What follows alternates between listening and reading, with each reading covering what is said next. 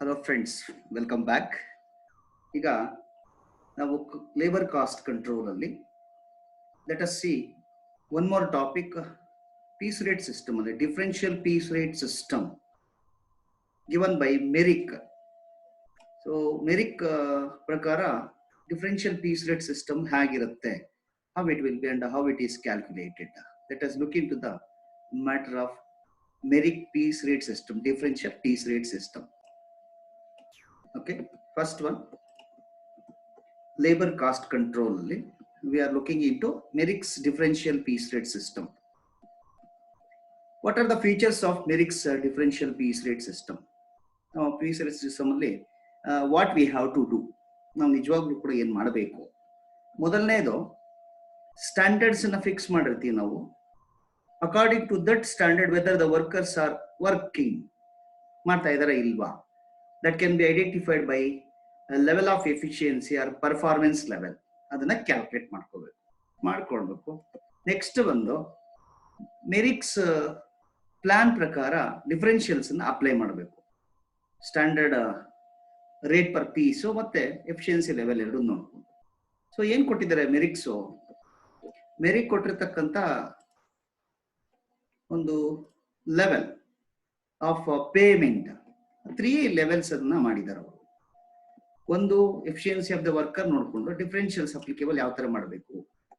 ಮೊದಲನೇದು, if the efficiency of the worker is less than 83%, ಒಬ್ಬ ವ್ಯಕ್ತಿ ನಾವು ಕೊಟ್ಟಿರ್ತಕ್ಕಂಥ ಕೆಲಸವನ್ನ 83% ಕಡಿಮೆ ಮಾಡಿದ್ರೆ ಅವರಿಗೆ ನಾರ್ಮಲ್ ಪೀಸ್ ರೇಟ್ ಅಲ್ಲಿ 100% ಶುಡ್ ಬಿ ಪೇಯ್ಡ್, 83%ಗಿಂತ.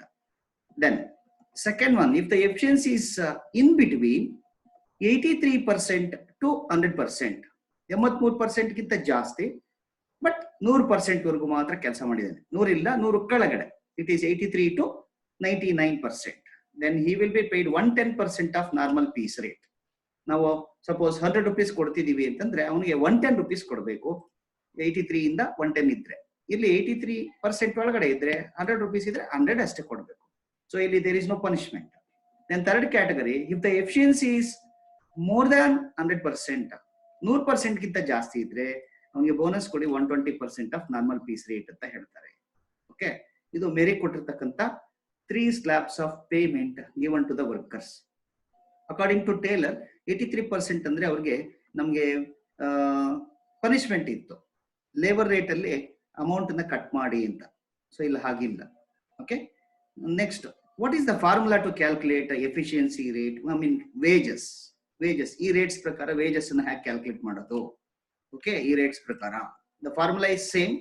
ಮೊದಲನೇದು, ನಂಬರ್ ಆಫ್ ಯೂನಿಟ್ಸ್ ಪ್ರೊಡ್ಯೂಸ್ಡ್, ಒಬ್ಬ ವರ್ಕರ್ ನಂಬರ್ ಆಫ್ ಯೂನಿಟ್ಸ್ ಎಷ್ಟು ಪ್ರೊಡ್ಯೂಸ್ ಮಾಡಿರ್ತಾರೆ ಇಂಟು ನಾರ್ಮಲ್ ಪೀಸ್ ರೇಟ್, ಒಂದು ಪೀಸ್ಗೆ ಎಷ್ಟು ಆಫರ್ ಮಾಡಿರ್ತೀವಿ ನಾವು ಕಂಪನಿ ಕಡೆಯಿಂದ, ಅದು ಇಂಟು ಡಿಫರೆನ್ಷಿಯಲ್ಸ್ ಅಪ್ಲಿಕೇಬಲ್. ಇಲ್ಲಿ ಇದೆಯಲ್ಲ ಇದು, ಅವನು 83% ಒಳಗಡೆ ಇದ್ರೆ ಇಲ್ಲಿ 100% ತಗೋಬೇಕು. ಸಪೋಸ್ 83ಗಿಂತ ಜಾಸ್ತಿ 100 ಒಳಗಡೆ ಇದ್ರೆ 110%. If it is more than 100%, 120% should be given. Okay, then ಒಂದು ಪ್ರಾಬ್ಲಮ್ ನೋಡೋಣ ಈಗ ನಾವು. This is the problem given in ಒಂದು question paper of Bangalore University or some other universities.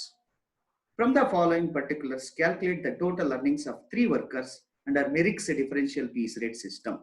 ಏನೇನು ಕೊಟ್ಟಿದ್ದಾರೆ? ನಾರ್ಮಲ್ ಪೀಸ್ ರೇಟ್ 50 ರೂಪಾಯಿ, 50 rupees per unit ಒಂದು ಪೀಸ್ಗೆ. Standard output is equal to 40 units per week.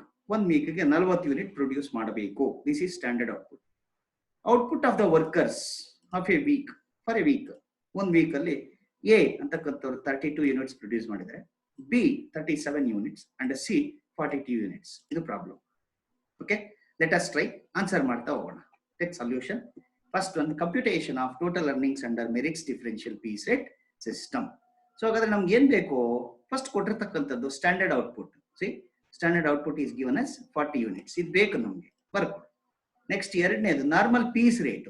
So 50 rupees per piece, ತೊಂದರೆ ಇಲ್ಲ, ನಮ್ಗೆ direct ಆಗಿ ಆನ್ಸರ್ ಕೊಟ್ಟಿದ್ದಾರೆ. Next, we can calculate efficiency of the workers or efficiency rate, which is also called as performance level. ಅದಕ್ಕೆ formula ನಾವು ನೋಡಿದೀವಿ. Efficiency rate is equal to actual output divided by standard output into 100. into 100 Taylor's differential piece rate system ಅಲ್ಲಿ ನೋಡಿದ್ವಿ ನಾವು same formula. Okay, first A's efficiency A produce ಮಾಡೋದೆಷ್ಟು 32 units please take divided by ನಾವು ಹೇಳಿರೋದೆಷ್ಟು 40 units standard output into 100 it is 80%. ಇವರು 80% production ಮಾಡಿದ್ದಾರೆ. 80% ಅಂದ್ರೆ differentials applicable is equal to ಇವನಿಗೆ 100% because is efficiency is less than 83%. ಇವನಿಗೆ ನಾವ್ ಎಷ್ಟು ಹೇಳಿದ್ವಿ, ಒಂದು ಯೂನಿಟ್ಗೆ 50 ರೂಪಾಯಿ ಹಾಗೆ ಕೊಡಬೇಕು ಅಂತ ಹೇಳ್ತಾನೆ. 100% ಅದರಲ್ಲಿ ಏನು ಚೇಂಜಸ್ ಇಲ್ಲ. ಯಾಕೆ ಅಂದ್ರೆ ಇವನು 83% ಗಿಂತ ಕಡಿಮೆ ಇದ್ದಾನೆ. ನೆಕ್ಸ್ಟ್ ಬೀಸ್ ಎಫಿಷಿಯನ್ಸಿ ಅವ್ರು ಪ್ರೊಡ್ಯೂಸ್ ಮಾಡಿರ್ತಕ್ಕಂಥದ್ದು 37 ಯೂನಿಟ್ಸ್, ನಾವು ಹೇಳಿರೋದು 40 units. 37 units divided by 40 into 100 it is 92.5%. ನೋಡಿ, ನಾವು ಡಿಫರೆನ್ಷಿಯಲ್ಸ್ ನೋಡಿದ್ವಿ ಮೇಲೆ, ಇಲ್ಲಿ 83ಕ್ಕಿಂತ ಜಾಸ್ತಿ ಇದ್ದು 100% ಗಿಂತ ಒಳಗಡೆ ಇದ್ರೆ 110% ಕೊಡಬೇಕು ಅಂತ. ಕಮಾನ್, ಸೊ ಅದಕ್ಕೆ ಡಿಫರೆನ್ಷಿಯಲ್ಸ್ ಅಪ್ಲಿಕೇಬಲ್ ಎಷ್ಟಪ್ಪ ಅಂದ್ರೆ 110% of normal piece rate because is efficiency is between 83% and 100%. Then C's efficiency ಮಾಡೋಣ. ಸಿಸ್ ಎಫಿಷಿಯನ್ಸಿ ಸಿ ಪ್ರೊಡ್ಯೂಸ್ ಮಾಡೋದು ಎಷ್ಟು ಅಂತಂದ್ರೆ 42 ಯೂನಿಟ್ಸ್ ನೋಡ್ತಾ ಇದೀವಿ ನಾವಿಲ್ಲಿ, ಡಿವೈಡೆಡ್ ಬೈ 40 ಯೂನಿಟ್ಸ್ ನಾವು ಹೇಳಿರೋದು standard output into 100 it is 105%. 100ಕ್ಕಿಂತ ಜಾಸ್ತಿ ಇದೆ. ಸೊ ಅದಕ್ಕೋಸ್ಕರ ಇವನಿಗೆ ಡಿಫರೆನ್ಷಿಯಲ್ಸ್ ಎಷ್ಟು ಅಂದ್ರೆ 120% ಆಫ್ ನಾರ್ಮಲ್ ಪೀಸ್ ರೇಟ್ ಕೊಡಬೇಕು. ಕಾರಣ ಅವನು ಎಫಿಷಿಯನ್ಸಿ 100ಕ್ಕಿಂತ ಜಾಸ್ತಿ ಇದೆ, ಮೋರ್ ದನ್ 100%. ದೆನ್ ನೆಕ್ಸ್ಟ್ ನಾವು ಅರ್ನಿಂಗ್ಸ್ ಅನ್ನ ಕ್ಯಾಲ್ಕುಲೇಟ್ ಮಾಡಬಹುದು.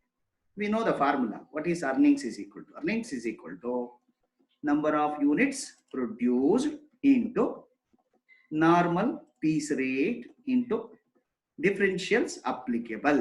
ಇದು ಫಾರ್ಮುಲಾ. ಓಕೆ, ಎಸ್ ಅರ್ನಿಂಗ್ಸ್ ಮಾಡೋಣ. ನೋಡಿ, ಎ ಎಸ್ ಪ್ರೊಡ್ಯೂಸ್ ಮಾಡಿದ್ದು ಮೊದಲನೇ number of units produce 32 units ತಗೊಳ್ಳಿ, 32 ಯೂನಿಟ್ಸ್ ತಗೊಳ್ಳಿ ಇಂಟು ನಾರ್ಮಲ್ ಪೀಸ್ ರೇಟ್. ಒಂದು ಪೀಸ್ಗೆ ಎಷ್ಟು ನಮ್ಮ ಪ್ರಾಬ್ಲಮ್ ಅಲ್ಲಿ ಕೊಟ್ಟಿದ್ರು 50 ರೂಪಾಯಿ, ಇಲ್ಲಿ ಬರ್ಕೊಂಡಿದೀವಿ 50 rupees ಇಂಟು ಅವ್ರಿಗೆ ಎಷ್ಟು ಪರ್ಸೆಂಟ್ ಆಫ್ ಕೊಡಬೇಕು. ನಾವು ಪರ್ಸೆಂಟ್ ಆಫ್ ಪೀಸ್ ರೇಟ್ ಅಂತಂದ್ರೆ ಇಲ್ಲಿ ಬರ್ಕೊಂಡಿದೀವಿ ನೋಡ್ರಿ, ಇವನು 83% ಗಿಂತ ಕಡಿಮೆ ಇದ್ದ, ಅದಕ್ಕೋಸ್ಕರ 100% ಕೊಡಿ. ಸೊ ನಾವು the answer is 1600 rupees per week ಅವನಿಗೆ ವೇಜಸ್ ಅಥವಾ ಅರ್ನಿಂಗ್ಸ್. ಬಿ ಪ್ರೊಡ್ಯೂಸ್ ಮಾಡಿದ್ದೆಷ್ಟು 37 units. B produced 37 units into rate per unit ಅಥವಾ ನಾರ್ಮಲ್ ಪೀಸ್ ರೇಟ್ 50 ರೂಪಾಯಿ ಇಂಟು ನಾವು ಎಫಿಷಿಯನ್ಸಿ ರೇಟ್ ಕ್ಯಾಲ್ಕುಲೇಟ್ ಮಾಡಿದ್ಮೇಲೆ ಅವನಿಗೆ ಗೊತ್ತಾಯ್ತು 92.5%. ಈಗ ತಾನೇ ಹೇಳಿದ್ವಿ 83ಕ್ಕಿಂತ ಜಾಸ್ತಿ 100% ಗಿಂತ ಕಡಿಮೆ ಇದೆ, ಅದಕ್ಕೋಸ್ಕರ he will be paid 110%. ನೋಡಿ, 110%. So the answer is 2035 rupees. Then C's earnings. CS produce ಮಾಡದ it is 42 units. 42 units ತಗೊಳ್ಳಿ. Then rate per unit ಎಷ್ಟು piece rate 50. Then ಅವನಿಗೆ differentials applicable according to Merrick is 120%. Though the earnings is equal to 2520 rupees. ಇದೊಂದು problem. Okay, ಅರ್ಥ ಆಗಿದೆ ಅಂತ ಅನ್ಸುತ್ತೆ. Next ಎರಡನೇ ಪ್ರಾಬ್ಲಮ್ ನೋಡೋಣ. ಸೊ ಇದೇ ತರನೇ small change calculate the earnings of worker A B and C under straight piece rate system. Straight piece rate system ಅಲ್ಲಿ ಎ ಬಿ ಸಿ ಅನ್ನೋರು 3 ಇದ್ದಾರೆ. ಸ್ಟ್ರೈಟ್ ಪೀಸ್ ರೇಟ್ ಸಿಸ್ಟಮ್ ಅಲ್ಲಿ ಮತ್ತೆ Merrick's differential piece rate system ಅಲ್ಲಿ earnings ಅನ್ನ calculate ಮಾಡಿ. ಎರಡು method ಕೇಳ್ತಿದ್ದಾರೆ. ನಾರ್ಮಲ್ ಪೀಸ್ ರೇಟ್ ಸೊ ಹಿಂದಿನ ಪ್ರಾಬ್ಲಮ್ 50 ಇತ್ತು, ಇಲ್ಲಿ 18 ಇದೆ. Standard output per unit, standard time per unit ಒಂದು ಯೂನಿಟ್ಗೆ 1 hour ಬೇಕಿತ್ತು. Then output per week of 6 days or under, 6 ದಿವಸ ಕೆಲಸ ಮಾಡಿದ್ರು ಒಂದು ವಾರದಲ್ಲಿ. ವರ್ಕರ್ ಎ ಅನ್ನೋರು 38 ಯೂನಿಟ್ ಪ್ರೊಡ್ಯೂಸ್ ಮಾಡಿದರೆ, ಬಿ 45 ಮಾಡಿದ್ದಾರೆ, ಸಿ 55 ಯೂನಿಟ್ಸ್ ಪ್ರೊಡ್ಯೂಸ್ ಮಾಡಿದ್ದಾರೆ. Working hours per day can be taken us 8 hours. ಈ ಪ್ರಾಬ್ಲಮ್ ಅಲ್ಲಿ ಒಂದು ವಾರದಲ್ಲಿ ಒಂದು ದಿವಸದಲ್ಲಿ ಎಷ್ಟು ಅವರ್ಸ್ ಕೆಲಸ ಮಾಡಿದ್ದಾರೆ ಕೊಟ್ಟಿದ್ದಾರೆ. ಸಪೋಸ್ ನಿಮ್ಗೆ ಒಂದು ಹಿಂಟ್ ನೆನಪಿರ್ಲಿ, ಪರ್ ಡೇ ಎಷ್ಟು ಅವರ್ಸ್ ಕೆಲಸ ಮಾಡಿದ್ರು ಅಂತ ಪ್ರಾಬ್ಲಮ್ ಅಲ್ಲಿ ಕೊಡ್ಲಿಲ್ಲ ಅಂದ್ರೆ ಲೇಬರ್ ಕಾಸ್ಟ್ ಕ್ಯಾಲ್ಕುಲೇಟ್ ಮಾಡೋದಕ್ಕೆ you should take it as 8 hours only. Indian factories act of 1948 ಪ್ರಕಾರ 8 hours ಮಾಡಿಸ್ಬೇಕು. ಕೆಲವೊಂದು ಪ್ರಾಬ್ಲಮ್ ಅಲ್ಲಿ ವರ್ಕಿಂಗ್ ಅವರ್ಸ್ ಪರ್ ಡೇ ಕೊಡೋದಿಲ್ಲ, ಅವಾಗ 8 hours ತಗೊಳ್ಳಿ. ಸಪೋಸ್ ಅವ್ರು ಕೊಟ್ಟು 8 ಅಂದ್ರೆ 8 ತಗೊಳ್ಳಿ, 9 ಕೊಟ್ರೆ 9 ತಗೊಳ್ಳಿ. ಓಕೆ, ಇದು ಪ್ರಾಬ್ಲಮ್. ನಾವು let us go for calculating answers. Solution. First ಒಂದು computation of earnings under Merrick's differential piece rate system. Straight piece rate system ನಾವು ಮಾಡೋದು ಕಲ್ತಿದೀವಿ, ಡೈರೆಕ್ಟ್ ಆಗಿ ಮೆರಿಕ್ಸ್ ಅನ್ನ ಕ್ಯಾಲ್ಕುಲೇಟ್ ಮಾಡಿ. Then first one, normal piece rate ಕೊಟ್ಟಿದ್ದಾನಾ? ಒಂದು ಪೀಸ್ಗೆ ರೇಟ್ ಎಷ್ಟು? Standard output in 1 hour is equal to 1 unit. ನಮ್ಮ ಪ್ರಾಬ್ಲಮ್ ಅಲ್ಲಿ ಕೊಟ್ಟಿದ್ದ ಒಂದು ಗಂಟೆಗೆ 1 ಯೂನಿಟ್ ಪ್ರೊಡ್ಯೂಸ್ ಮಾಡ್ತಿದ್ರು. ಹಾಗೇನೆ ಒಂದು ಗಂಟೆಗೆ 18 ರೂಪಾಯಿ ಕೊಡ್ತಿದ್ರು. ಪೀಸ್ ರೇಟ್ ಕೊಟ್ಟಿಲ್ಲ. So therefore piece rate is equal to rate per piece ಅಥವಾ rate per unit is equal to ಒಂದು ಗಂಟೆಗೆ ಕೊಡ್ತಕ್ಕಂಥ amount rate per hour divided by standard output per hour. So divide ಮಾಡಿದ್ರೆ answer ನೋಡಿ 18 ರೂಪಾಯಿ ಒಂದು ಗಂಟೆ ಕೊಡ್ತಾ ಇದ್ರು ಡಿವೈಡೆಡ್ ಬೈ 1 ಯೂನಿಟ್ ಪ್ರೊಡ್ಯೂಸ್ ಮಾಡ್ತಿದ್ರು ಒಂದು ಗಂಟೆಗೆ. It is same answer 18 rupees per unit. ಒಂದು ಗಂಟೆಗೆ 18 ರೂಪಾಯಿ ಕೊಡ್ತಿದ್ರು 1 ಯೂನಿಟ್ ಅಂದ್ರೆ 18 ಬರುತ್ತೆ. ನೆಕ್ಸ್ಟ್ ನಮ್ಗೆ ಎರಡನೇದು ಏನ್ ಬೇಕಂದ್ರೆ ಸ್ಟ್ಯಾಂಡರ್ಡ್ ಔಟ್ಪುಟ್ ಕೊಟ್ಟಿದ್ದಾರಾ, ಕೊಡ್ಲಿಲ್ಲ ಅಂದ್ರೆ ಕ್ಯಾಲ್ಕುಲೇಟ್ ಮಾಡಬೇಕು. Computation of standard output. Standard output calculate ಮಾಡ್ಬೇಕಾದ್ರೆ ಕೊಟ್ಟಿರೋದನ್ನ ತಗೋಣ ಫಸ್ಟ್.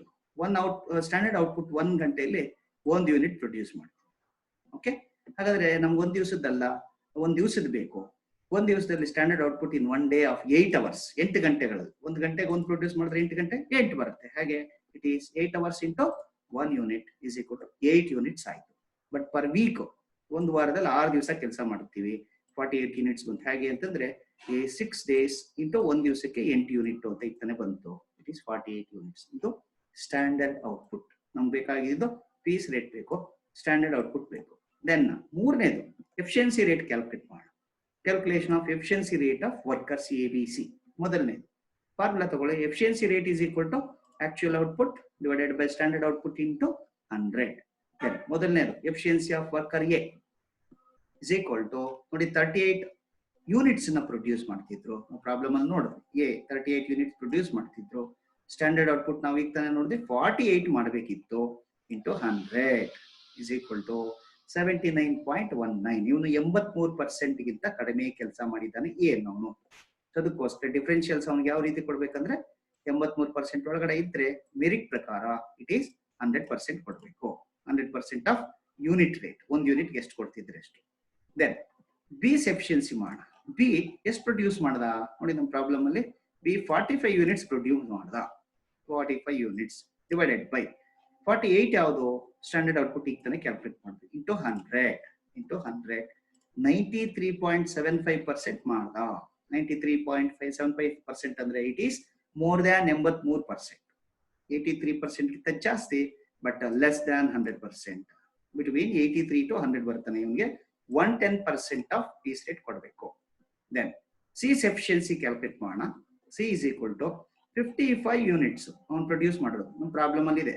ಪ್ರಾಬ್ಲಮ್ ಅಲ್ಲಿ 55 ಯೂನಿಟ್ ಪ್ರೊಡ್ಯೂಸ್ ಮಾಡ್ದ ಡಿವೈಡೆಡ್ ಬೈ ನಾವು ಪ್ರೊಡ್ಯೂಸ್ ಮಾಡಬೇಕಾಗಿರೋದು 48 ಯೂನಿಟ್ಸ್ ಇಂಟು 100. Answer is 114.58%. 100% ಗಿಂತ ಜಾಸ್ತಿ ಇದೆ. ಹಾಗಾದ್ರೆ ಡಿಫರೆನ್ಷಿಯಲ್ಸ್ ಎಷ್ಟು? 100% ಗಿಂತ ಜಾಸ್ತಿ ಇದ್ರೆ 120% ಕೊಡಬೇಕು. Okay, now we are ready to calculate earnings. Calculation of earnings of A. First formula ಬರೆಯೋಣ. Earnings is equal to number of units produced into normal piece rate into differentials applicable. ಇಲ್ಲೇ ನೋಡ್ಕೊಂಡ್ ಬಂದ್ವಿ ನೋಡಿ. A ಅನ್ನೋನ್ಗೆ 100%, B ಅನ್ನೋನ್ಗೆ 120%, C ಅನ್ನೋನ್ಗೆ 120% differentials ಬರೀರಿ. Next A's earnings. A S produce ಮಾಡಿದ್ರು ನಮ್ಮ ಪ್ರಾಬ್ಲಮ್ ಅಲ್ಲಿ ಈಗ ತಾನೇ ನೋಡಿದ್ವಿ 38 ಯೂನಿಟ್ಸ್. ಪ್ರಾಬ್ಲಮ್ ಇಂದಾನೆ ತಗೋತಾ ಇದ್ದೀನಿ. 38 ಯೂನಿಟ್ಸ್ ಪ್ರೊಡ್ಯೂಸ್ ಮಾಡ್ದ. ದೆನ್ ಒಂದು ಗಂಟೆಗೆ ಎಷ್ಟು ಕೊಡ್ತಾ ಇದ್ದಾರೆ, ಐ ಮೀನ್ ಒಂದು ಪೀಸ್ಗೆ ಎಷ್ಟು ಕೊಡ್ತಿದ್ದಾರೆ piece rate? Piece rate is equal to 18 rupees. ನೋಡಿ ಇಲ್ಲಿ ಕ್ಯಾಲ್ಕುಲೇಟ್ ಮಾಡಿದೀವಿ. ಇಂಟು ಅವ್ನಿಗೆ ಎಷ್ಟು ಪರ್ಸೆಂಟೇಜ್ ಆಫ್ ಎಫಿಷಿಯನ್ಸಿ ಇತ್ತು ಅಂದ್ರೆ 79%. ಅದಕ್ಕೆ 100% ಕೊಡಬೇಕಾಗುತ್ತೆ ಏನು differentials. Answer is 684 rupees. Then B's calculate ಮಾಡಿ. B's earnings is equal to 45 unit produce ಮಾಡಿದ್ದ. ನೋಡಿ ಇಲ್ಲಿ ಕ್ಯಾಲ್ಕುಲೇಟ್ ಮಾಡಿದ್ವಿ ನಾವು 45 ಒಂದು ಪ್ರೊಡ್ಯೂಸ್ ಮಾಡಿದ್ದ. ಓಕೆ, ಇಂಟು ಒಂದು ಗಂಟೆ ಒಂದು ಪೀಸ್ಗೆ ಇಲ್ಲಿ ಕ್ಯಾಲ್ಕುಲೇಟ್ ಮಾಡ್ಕೊಂಡಿದೀವಿ 18 rupees ಪರ್ ಯೂನಿಟ್ ಅಂತ. ಇಂಟು ಡಿಫರೆನ್ಷಿಯಲ್ಸ್ ಅಪ್ಲಿಕೇಬಲ್ ಬಿ ಅನ್ನೋನಿಗೆ ನೋಡಿ 110% into 110%. 45 into 18 into 110% becomes 891 rupees. C's earnings. C produce ಮಾಡಿದ್ದು ನಮ್ಮ ಪ್ರಾಬ್ಲಮ್ ಅಲ್ಲಿ ನೋಡಿದ್ವಿ ನಾವು. It is 55 units. ಚೆನ್ನಾಗಿ ಅನ್ಬೇಕು. 55 ಯೂನಿಟ್ ಪ್ರೊಡ್ಯೂಸ್ ಮಾಡಿದ್ರು. ಒಂದು ಗಂಟೆಗೆ ಒಂದು ಪೀಸ್ಗೆ 18 ರೂಪಾಯಿ ಕೊಡ್ತಾ ಇದ್ರು. ಡಿಫರೆನ್ಷಿಯಲ್ಸ್ 120% ಯಾಕಪ್ಪ ಅಂದ್ರೆ ಇಸ್ ಎಫಿಷಿಯನ್ಸೀಸ್ ನೋಡಿ ಪಿಂಕ್ ಕಲರ್ ಅಲ್ಲಿ ಕಾಣಿಸ್ತಿದೆ. 114.58% ಅಂದ್ರೆ 100% ಗಿಂತ ಜಾಸ್ತಿ. ಅದಕ್ಕೋಸ್ಕರ 120% ಕೊಡಬೇಕು. ನಾವು the answer is 1188 rupees.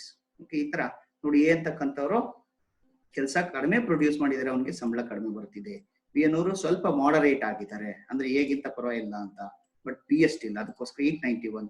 C is very very good. ನಾವು ಹೇಳಿರೋದಕ್ಕಿಂತ ಜಾಸ್ತಿ ಪ್ರೊಡ್ಯೂಸ್ ಮಾಡಿದ್ದಾರೆ. ನಮ್ಮ ಮೆರಿಟ್ ಪ್ಲಾನ್ ಪ್ರಕಾರ ಒಳ್ಳೆ ಸ್ಯಾಲರಿ ತಗೋತಿದ್ದಾರೆ, 1188. ಓಕೆ, ಸೊ ಈಗ ಒಂದೆರಡು ಪ್ರಾಬ್ಲಮ್ ಅನ್ನ ನೀವು ಟ್ರೈ ಮಾಡ್ಬೋದು. This will be the problem. ನೋಡಿ ಒಂದ್ಸಲ ಪ್ರಾಬ್ಲಮ್ ಈ ತರ ಇರುತ್ತೆ. ಏನು, standard output is 10 units per hour. 1 ಗಂಟೆಗೆ 10 ಯೂನಿಟ್ ಪ್ರೊಡ್ಯೂಸ್ ಮಾಡಬೇಕು standard output. Wage rate 150 rupees per hour. 1 ಗಂಟೆಗೆ 150 ಕೊಡ್ತಾರೆ. In a day of 8 hours, ಒಂದು ದಿನದಲ್ಲಿ 8 ಗಂಟೆ ಕೆಲಸ ಮಾಡಿ. Amit producer 50 units, Bhairav producer 65 units, then Chaudhary producer 85 units.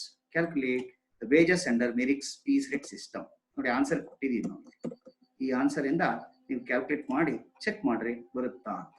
Then one more problem, calculate the earnings of workers Amar, Badri, ಹೆಸರು ಚೇಂಜ್ ಮಾಡ್ಬೇಕು ನಾವು. ಇಟ್ ಈಸ್ ದರ್ಶನ್ ಅಂತ ಕೊಟ್ಟಿದ್ದೇನೆ. ದರ್ಶನ್,